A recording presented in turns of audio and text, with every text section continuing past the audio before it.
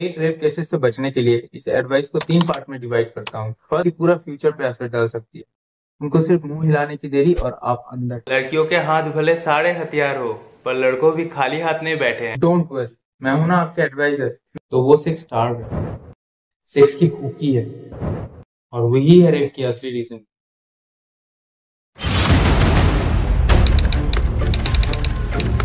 Hanging from a tree in the village. मैंने तो पढ़ा है नहीं इसको, ना मेरे को मालूम था कि ये ऐसा Police have करेगा। confirmed that they were gang raped. Software engineer has allegedly been gang raped after a party. Senior politician ने उनके फांसी की मांग की है। आपको क्या कहना है? सर हम क्या कर सकते हैं, हम तो गरीब राज।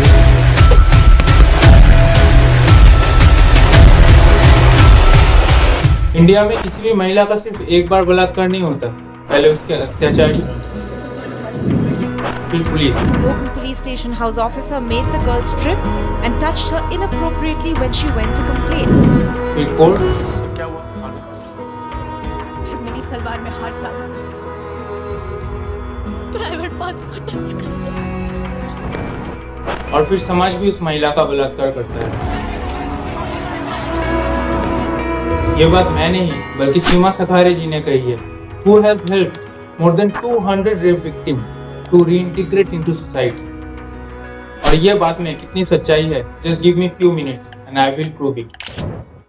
India registered 31,677 rape cases during 2021.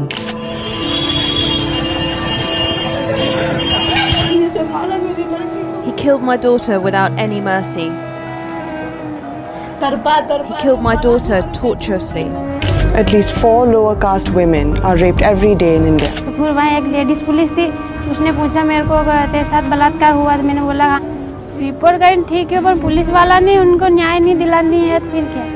मैंने तो मेरे से उसने रिपोर्ट भी कर दी, FIR भी कर दी, उन्होंने पैसे लेकर उसको छोड़ दिया। सब हमारे को दोष देते हैं, बोले कि ये ऐसी होंगी जब भी कैसे करें। 2 लड़कों ने हाथ पकड़े हुए थे और 2 boys were holding my hands and they had given me a tablet. They were taking a video too. And they said before leaving, if you tell anybody, we will kill you and your family. आज भी ये तकलीफ हमें जीने नहीं देती है कि बच्ची जिंदा तो थी, जो भी 12 दिन 10 दिन, लेकिन इस दुनिया से एक बूंद पानी के लिए तरस।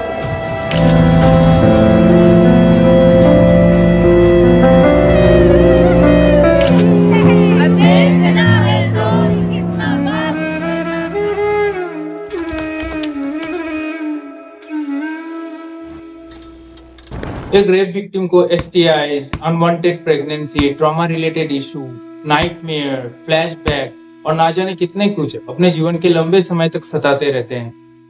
कभी कभी तो शायद इससे ज्यादा आसान मौत लगता होगा। और आज भी हमारे सोसाइटी का एक हिस्सा ये मानता है कि अगर लड़की सिर्फ पारंपरिक चीजें करे तो उनका कुछ नहीं होगा। और जैसे ही वो पैसे कमाने लगती है, मॉडर्न बन जाती है, छोटे कपड़े पहनने लगती है, लड़कों से हंस के बातें करती है और खुल के जीने लगती है, व्हाटएवर, तो वो सेक्स स्टार्व है, सेक्स की भूखी है, और वही है रेप की असली रीजन। क्योंकि ताली कभी एक हाथ से नहीं बजती। एक हाथ से ताली कभी नहीं बजती, आपस में तालमेल होते हैं लड़की लड़कों के, जब भी ताली बजती है ना ताली नहीं बजती। एक लड़के की अकेले की गलती नहीं, दोनों तो नीचे पैंट पहन के चलती है तो लड़कों को ऐसे आकर्षित होते हैं, क्योंकि भी तो कुछ गलती होगी जब भी तो रेप। अच्छा ताली कभी गलती भी सर, लड़की की तो गलती नहीं। इनका खुला रहेगा तो बलात्कार ही प्रदर्शन होएगा, तो भैया अच्छे अच्छे का दिल बॉडी निकाल के 5-5 6 आप मना कर दूंगा कि ये नहीं पहन, घर से निकलने तालियां बेटा दोनों आज से ताली नहीं बजती, जो भी बात ये सुनकर आपको यही लग रहा है यार, ये तो समाज की सोच है, इससे क्या फर्क पड़ेगा। हमारे लीगल सिस्टम तो है ना, जो सालों से हमें प्रोटेक्ट करते आ रहे हैं। जी नहीं, अभी आप जो जानने वाले हो वो आपके सोच को बदल के रख देगा हमेशा के लिए। So are you ready?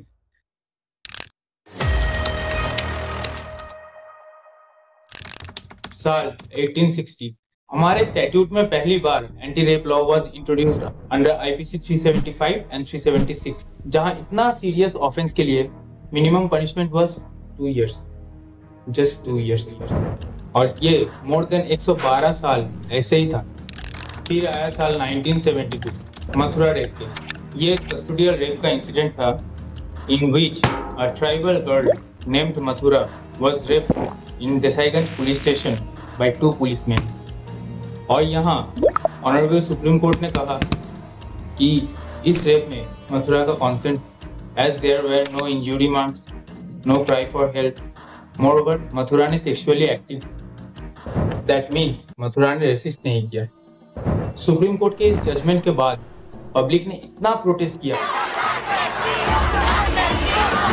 कि for the very first time India के एंटी रेप लॉ में एक टर्निंग पॉइंट आया, criminal law amendment act 1983।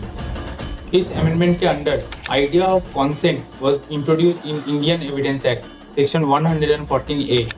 Also introduce custodial rape in camera trial. Burden of proof जो पहले विक्टिम पे था वो एक्यूज पे ट्रांसफर हुआ। IPC 228A में revealing identity of rape victim को पनिशेबल किया गया। फिर आया साल 2002 जहां बोला गया कि immoral character of victim is not material. Means victim का कैरेक्टर कुछ भी हो, विक्टिम का पास कुछ भी हो, चाहे वो प्रोस्टिट्यूट क्यों ना हो, अगर उसके साथ रेप हुआ तो उसे रेप ही माना जाएगा। फिर आया साल 2012 where पॉक्सो वाज इंट्रोड्यूस्ड। और यहाँ पर एक स्पेशल बात है कि ये एक ही जगह है जहाँ जेंडर डिस्क्रिमिनेशन नहीं किया गया, सिर्फ बोला चिल्ड्रन, वो मेल हो या फीमेल, वो गर्ल या बॉय। फिर आया क्रिमिनल लॉ अमेंडमेंट एक्ट 2013, भयंकर निर्भया कांड, जिससे कि रेप का डेफिनेशन बदल गया, पनिशमेंट और ज्यादा हार्श हो गया, नया ऑफेंस ऐड हुए जैसे कि acid attack, voyeurism, repeat offender, sexual harassment, stalking, gang rape. फिर आया साल 2018 Kathua rape case, in which an 8-year-old girl was kidnapped, raped and then she was murdered. और फिर इंडिया में पहली बार death penalty was imposed as a punishment of rape. इस amendment में 12 और 16 साल से छोटी बच्चियों के साथ रेप और गैंग रेप के लिए पनिशमेंट ऐड किया गया है। फिर आया 2023 बीजेपी सरकार का देसी IPC BNS, जहां IPC से लेके सारे सेक्सुअल ऑफेंसेस को सेक्शन 63 टू सेक्शन 73 के अंदर डाल दिया है। और जो एक्स्ट्रा ऐड किया गया हो वो है section 69, sexual intercourse by employing deceitful mean. आसान भाषा में बोले तो sexual intercourse by false promise of marriage, job, promotion, this kind of things. और हाँ, ये इंपॉर्टेंट है, इसके बारे में बाद में बात करें। अब शायद आप बोलोगे अब तो स्ट्रिक्ट पनिशमेंट भी आ गया, तो अब क्या प्रॉब्लम है? आओ जरा स्टैटिस्टिक्स पे नजर डालते हैं। अदर कंट्रीज से कंपेयर करें तो इंडिया में पर कैपिटल रेट्स ऑफ रेप बहुत कम है। पर 1 लाख पॉपुलेशन पे number of rape just 2.6। Why? अब इसके कई रीजंस है। फर्स्ट ऑफ ऑल 97% रेपिस्ट जो विक्टिम्स के नॉन पर्सन्स में से होते हैं।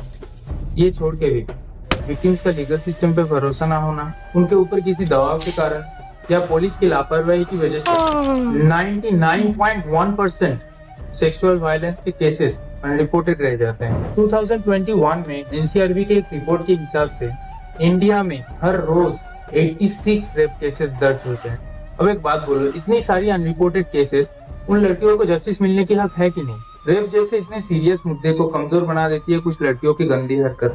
2022 के NCRB के एक रिपोर्ट के मुताबिक 45,000 रेप केसेस में से कन्विक्शन रेट जस्ट 27.5%। व्हाई? आपको अभी भी समझ में नहीं आया? रेप की ब्रूटलिटी के साथ साथ जब इंडियन एंटी रेप लॉ अपने पीक पर जा रहा था, तब उन्हीं के साथ साथ एक और चीज वैसे ही ग्रो कर रहा था, फेक रेप केसेस। बेकार हो गया, 20 साल में टूट गए। किसने शिकायत शिकवा अपना रोते, कोई सुनने वाला भी नहीं था। 4 दीवार विष्णु तिवारी जिन्हें 20 साल लग गए ये प्रूव करने की कुछ नहीं बचा। और विष्णु ऐसे अकेले आदमी नहीं है। 5.25 साल जेल में बिताए। अगर मैंने कुछ किया ही नहीं है और फिर उसकी सजा 3-3 साल तक मिलती रही, ये कहाँ का न्याय है? मेरे भाई को एक टेबल से बिल्कुल ऐसे नीचे हाथ रख के बंद कर रखा था। वो ना ऐसे बैठ सकता था ना ऐसे लेट सकता था। पूरी रात पुलिस वाले ने उसे उसी कंडीशन में रखा। Every man is vulnerable if the law can be misused. हालांकि ये तो था तब की बात है जब इंडिया में सेक्शन 69 और BNS नहीं था।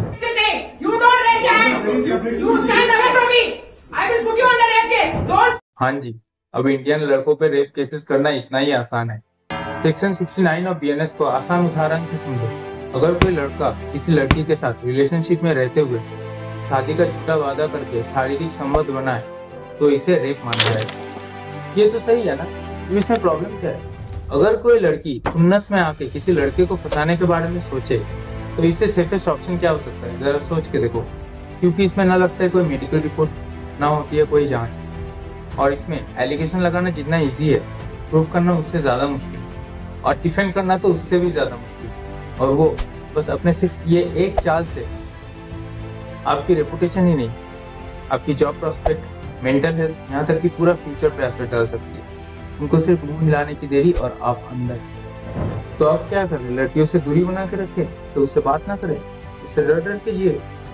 नहीं भाई, अच्छी लड़कियां भी होती है। डोंट वरी, मैं हूं ना आपके advisor. Maybe it will be boring but helpful. एक रेप केसेस से बचने के लिए इस एडवाइस को 3 पार्ट में डिवाइड करता हूँ। First, precaution, second, during threat what to do, और थर्ड, आफ्टर इफेक्ट।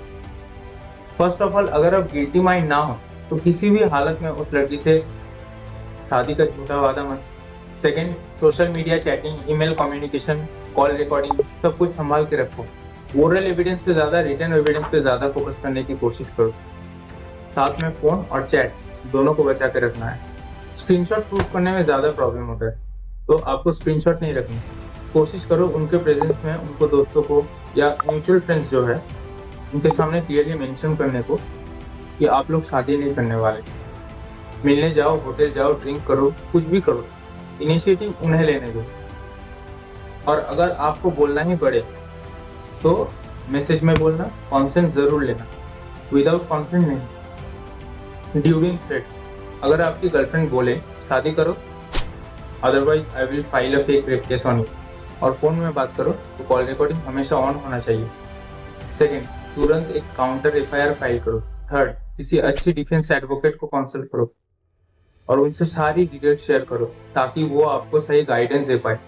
अगर आप चाहो तो एक मानहानि की केस फाइल कर सकते हो। शायद आपके फैमिली और फ्रेंड्स इस समय आपको शादी करने की एडवाइस दे, पर आप सोच के देखो, अगर रेप केस फॉल्स होगा तो मे भी आपको एंटिसिपेटरी बेल मिलना मुश्किल होगा, मे भी कुछ दिन बिहाइंड द बार्स रहना पड़े, पर आज नहीं तो कल छूट ही जाओगे ना। पर अगर आप शादी करते हो और कल को वो डोमेस्टिक वायलेंस के केस करते तो आपके साथ साथ आपका पूरा फैमिली मुश्किल में पड़ सकती है।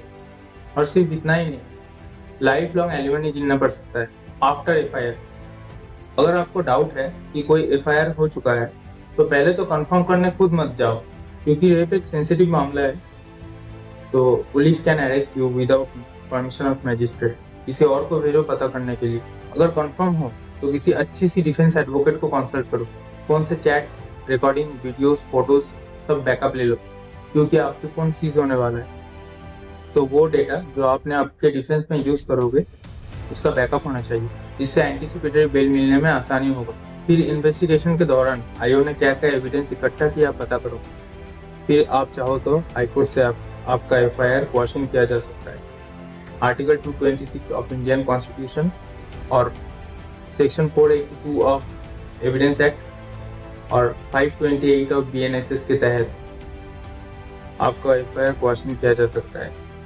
बस आपको ध्यान में ये रखना है कि एफआईआर के क्वेश्चन के लिए आपको हड़बड़ी नहीं करनी है, आपको हड़बड़ी करनी है anticipatory bell. Thank you so much for watching this video till the end. अब जब आप यहाँ तक ये वीडियो देख ही लिए हो तो एक गुड न्यूज़ सुन के जाओ। लड़कियों के हाथ भले सारे हथियार हो, पर लड़कों भी खाली हाथ नहीं बैठे हैं। सुप्रीम कोर्ट ने एक रेप केस को खारिज करते हुए ये कहा कि अगर बाद में रिलेशनशिप खराब हो जाए और उसके लिए ब्रेकअप हो तो इसे रेप नहीं माना जाएगा। आज के लिए बस इतना ही। If you have enjoyed the video और अगर आपको लगे कि आपकी किसी दोस्त या एक्वेंटेंस को ये वीडियो देखना चाहिए तो प्लीज उनसे शेयर कीजिए। This is my first video and your support means a lot and I will also appreciate it if you could critically examine the content and provide valuable suggestions for help me improve future videos. Thanks again. Thank you so much.